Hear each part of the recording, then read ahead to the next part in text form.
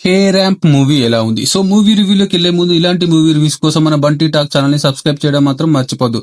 So subscribe చేశారు కదా, thank you. ఇక మూవీ విషయానికి వస్తే ఇది పక్కా కమర్షియల్ మూవీ. కిరణ్ అబోరా లాస్ట్ మూవీ కాలాగా కాకుండా దానికి టోటల్ ఆపోజిట్ లో full on commercial movie. So మరి కమర్షియల్ మూవీ వర్కౌట్ అయిందంటే ఎస్ వర్కౌట్ అయింది, పర్లేదని చెప్పవచ్చు.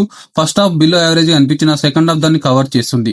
కే ర్యాంప్ టీమ్ ఏదైతే కామెడీ సీన్స్ అనుకున్నారో అవి సెకండ్ హాఫ్ లో బాగా వర్కౌట్ అయ్యాయి.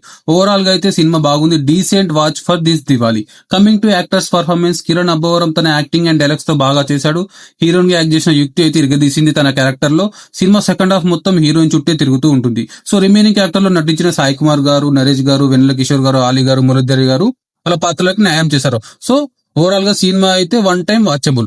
సినిమాలో అయితే కిస్సెస్ చాలానే ఉన్నాయి. ఫ్యామిలీతో కలిసి చూడడం అంటే ఆలోచించాలి, బట్ యూత్ అయితే డౌట్ లేకుండా ఎంజాయ్ చేస్తారు.